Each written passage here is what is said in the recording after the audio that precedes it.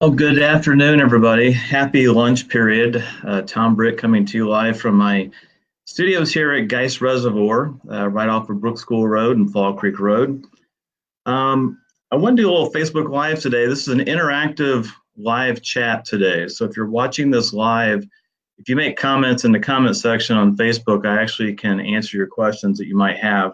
And today we're going to have a very special topic about the Geist Harbor's Declaration of Restrictions Amendment that they sent out. I guess it came out sometime last week. I got a couple text messages from some folks.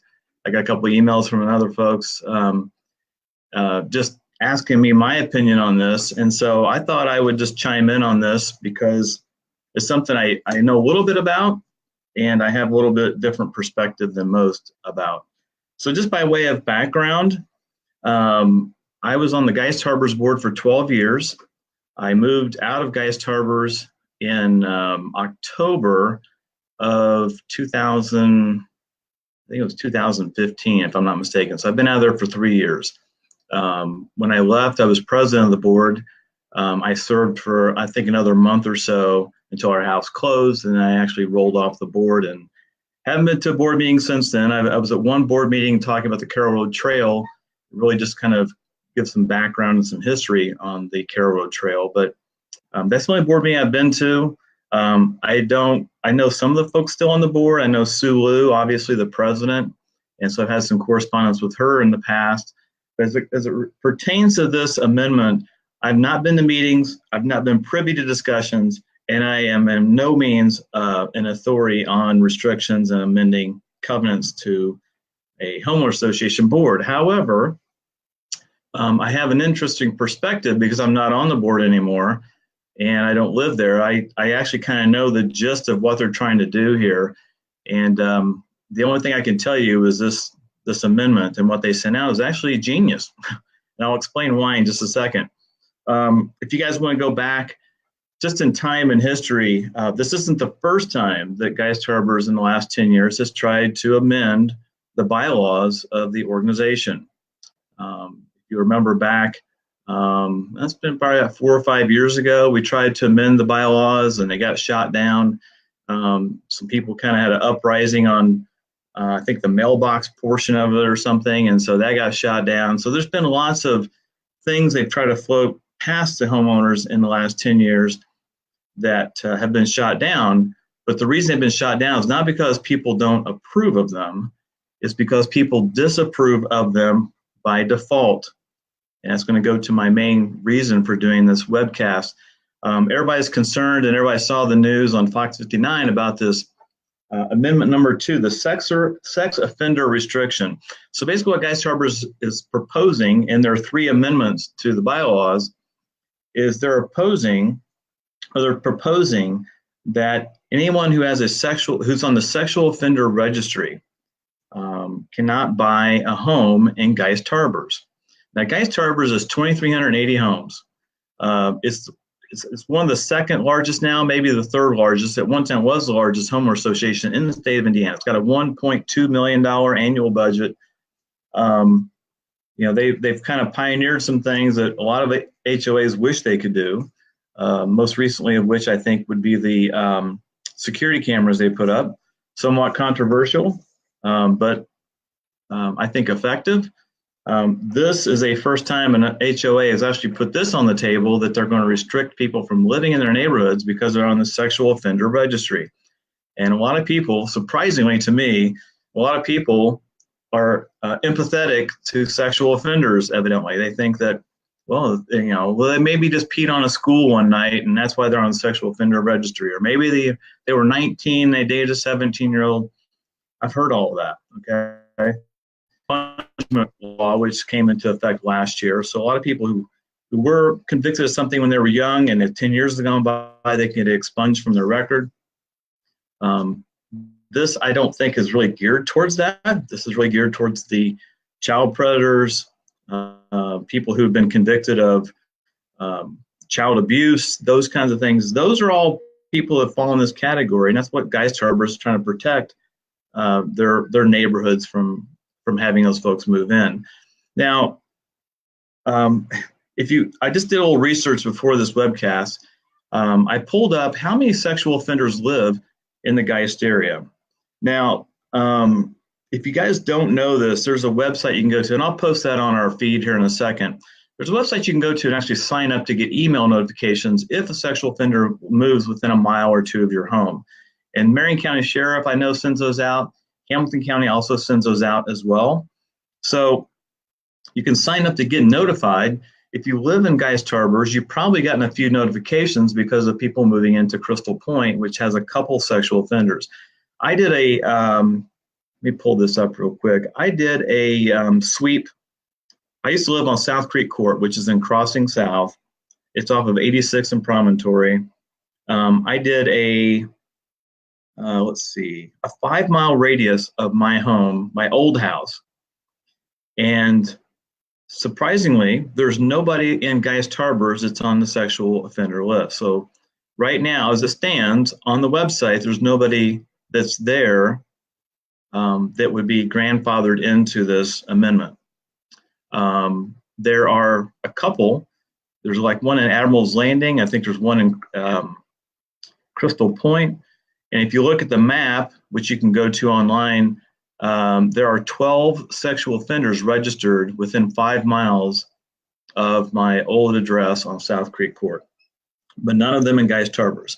So if you're asking the question, well, there must be people living here we have to kick out, like we're going to send people back to Mexico. The answer is right now, according to the website, there is nobody that would actually be deported because of this. And it says in here they'd be grandfathered anyway if they already own some property or owned a home. It may go toward, they may be talking about people who are renting from Geist Harbors residents. There might be a home that's being rented. There might be somebody who's got Airbnb and they got people coming in who are sexual offenders. I'm not sure what the impetus of this was, but the point of my webcast today is that's not the reason that this came out. And I'll explain why this is genius. If you guys notice on this amendment, if you pull it out, and I'm looking at some pictures here, so bear with me for a second. So the first page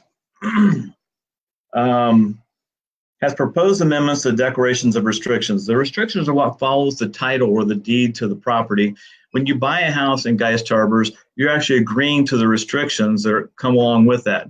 That's the stuff that nobody ever reads when you're signing on a house, but these are the restrictions you're signing up for when you buy a home.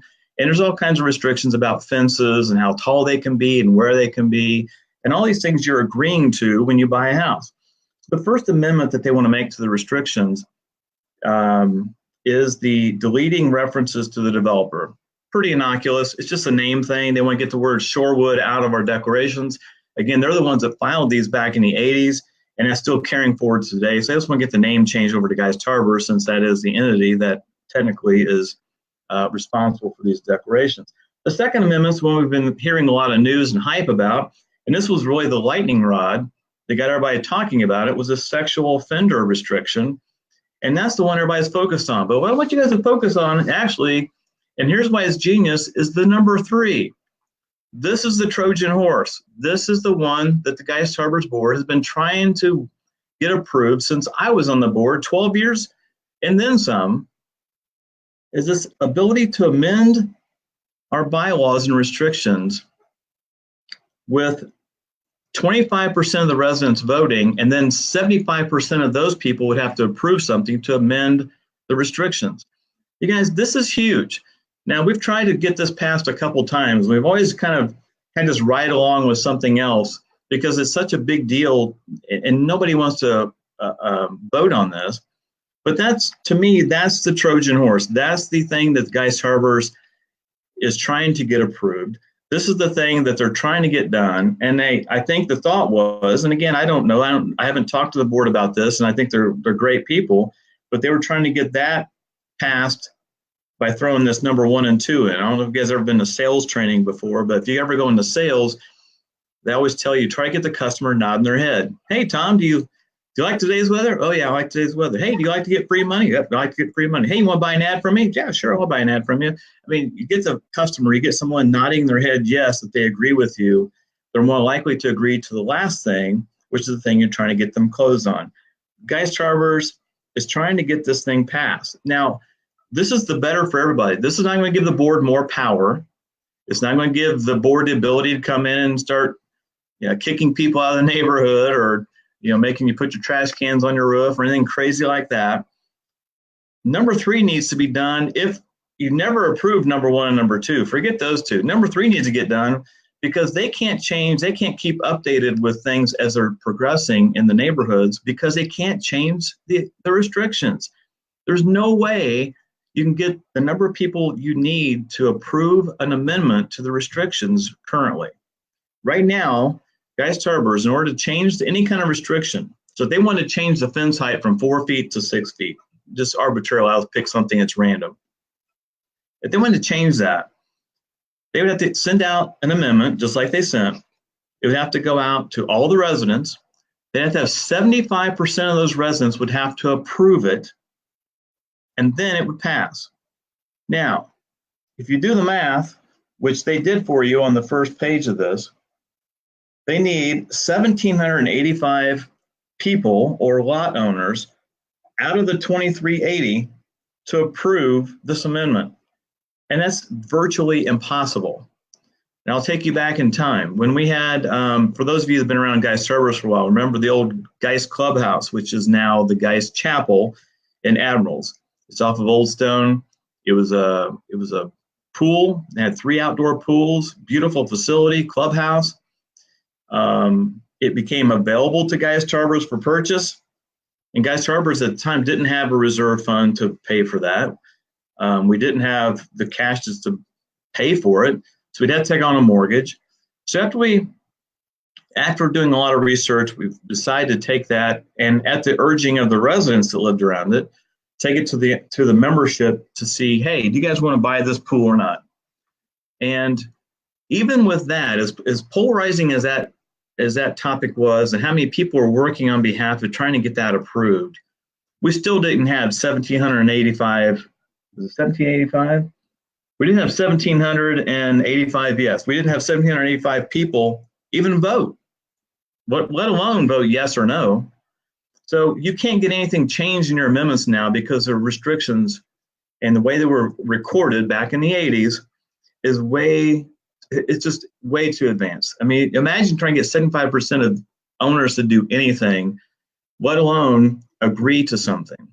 Now, the other problem you have with sending out amendments like this is you won't get 75% of the people. I'll have to slow down. You won't get 75% of the people to even vote. So if you get 75% to vote and they all voted yes, hallelujah, but you're not going to get that. Even if you got 90% of the people to vote, you still got to assume that some of those people are going to vote no. So by not voting, you're voting no. And if you do vote no, you're voting no too. So you still got to get 75%. That's impossible. So that's the real reason I think that Geist Harbor sent this out. And I would be a huge proponent to try to pass this. The sexual offender thing, I think, is backfiring with some people, because evidently people are worried about sexual offenders. I don't worried about them having their feelings hurt. I don't know what they're afraid of by not having a sexual offender move in. But regardless of that, the real reason for this is amendment number 3. Now, let me tell you why it's important over the horizon here. So why is it important to be able to change your amendments? Well, there are some of the things in the restrictions and the bylaws of Geist Harbors that are just clearly outdated. And there's also some things that just aren't really clear. And we can't amend those without getting 75% of the owners to approve it, and you'll never get that. The one major thing, and this is something that maybe Geist Harbors doesn't want me to talk about, but this is the one thing I would tell you as a former board member. The one thing we had a lot of discussion about is the ability to enforce our covenants and restrictions, because our covenants and restrictions, the way they're recorded now, is if Geist Harbors goes after a homeowner, and let's go after somebody egregious. Let's just say somebody comes in and they put a 6-foot privacy fence around the front of their house, and it's blocking traffic views around the corner, and you've got, it's just an eyesore for whatever reason. And the homeowner decides, after letters from the HOA and letters from Cassie, that they're just going to ignore them and thumb their nose at them. Okay? So the neighborhood's all upset about it. Neighbors said, why didn't Geist Harbors do something about it? And Geist Harbors pursues them legally, and Geist Harbors actually takes them to court, and Geist Harbors goes to court and they prevail and they win, and the homeowner has to take the fence down. Well, as it stands right now, Geist Harbors cannot retrieve or get back their legal fees. It was never recorded that way in the restrictions. Therefore, Geist Harbors is limited on how far they can pursue some of these violators of the restrictions and the covenants. So I can guarantee you for a fact, if we can get this restriction lowered from 75% of the voters have to approve it to at least 25% have to vote, and then 75% of those have to approve it, which is much more manageable and much more attainable, I think you're going to see some more amendments come down the pipe that would address the enforcement of the covenants and restrictions. Now, I tell you right now, a lot of people, and having been on the board for 12 years, it is the biggest thankless job you will ever do in your life. Geist Harbors board members, they volunteer their time. They do not get their dues paid. They're not paid. And actually, it costs them money. Many of them are on committees that meet in between their monthly meetings. And so those folks, in my mind, it's just a thankless job. I don't know why you sign up for it. I don't know why I signed up for it. I was just trying to make my neighborhood better, and I just stuck it out and got to liking the board and stick around. The thing that what upsets me about homeowner associations, especially Geist Harbors, is all these next door people. I've told Susan Liu this, and I've told other folks on the board over the years, past presidents, that there's this, I call it the 2% rule. 2% of the population is absolutely insane. I mean, I'm saying 2%, I'm talking about people that are mad at everybody. They think Geist Harbors is a bunch of idiots. Nothing's ever good enough. Those signs look terrible. Why are they plowing our streets when there's only an inch of snow? Why aren't they plowing the streets when there's an inch of snow? The Geist Harbors is going to kill somebody because they're too reckless with the way they spend. I mean, just all these crazy things. That's 2% of the population. And those are the people you usually see on Nextdoor chiming in about stuff they don't have any idea what they're talking about. So you got to remember, and those 2% of people are also the people that say, well, I don't want you guys in my business. Geist Harbors can't tell me what to do. Geist Harbors sent me a letter saying all my trees were dead and I got to take them down. And I know nobody else got a letter in my neighborhood. Well, you don't know that. I got a call one time. We sent out 478 letters to homeowners, 478 letters about their trees, about the dead ash trees. And people had the audacity to call me and think that somebody in their neighborhood narked them out. Somebody down the street came by at night and wrote down their name and slid it to me, and then I sent them a letter personally to make sure they took the trees down. No, it's a form letter. It went out to 478 people. It's an obvious problem, but people look at the HOA and say, well, I don't want you meddling in my business. But then the minute somebody moves in next door to you and puts up a 6-foot privacy fence next to you, right between you and your yard, and you can't see the lake anymore, guess who you call? HOA. Hey, when are you guys going to do something about this? When are you guys going to make my neighbor mow his grass? When are you going to make my neighbor paint his house? So you can't have it both ways. And what I'm saying is, I'm done with my rant now, believe me. What I'm saying is, Amendment number 3 is very critical if you want the HOA to have any teeth enforcing any restrictions in the future. And I would approve this. If I was living in Crossing South, I'd be signing this thing and signing it in as soon as possible. The sexual predator thing, the sexual offender restriction, if you have empathy for those guys, don't sign it, okay? But I can tell you, you're going to see this amendment to this restriction coming along again very soon. If you haven't seen it already, about lowering the threshold to change the restrictions from 75% of all the people who are in the neighborhood to 75% of those people who actually vote, and just put a 25% regulator. 25% of the people have to vote. Anything over that, 75% majority rules. There you have it. Anyway, that's my parting shot for the day. That's my take on it. People have been asking me. I just thought I want to vent on that. And I want to tell the Geist Harbors board, good job. I mean, I never thought to put in a sexual offender restriction right before I hit them with that number 3. But that's a great idea. I'm glad you did it. And if you guys are smart, you don't have to agree with me.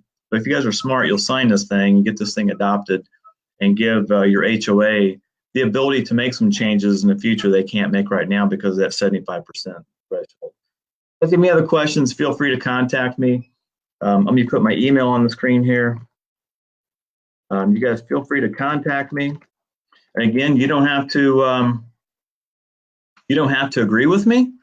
And I'm certainly not an authority on Geist Harbor's policies or laws, but I think I do have an interesting perspective, and hopefully that helps you in your decision making to at least maybe sign this thing. Now, if you don't like Geist Harbor's board, don't take it out on them by saying no to this, because you're going to be hurting yourself. Just run for the board yourself and get on the docket next January and just get on the board and then make a difference on your own. And quit sitting back and complaining about what they're not or what they are doing. Do it yourself. All right. Take care, everybody. Have a great afternoon.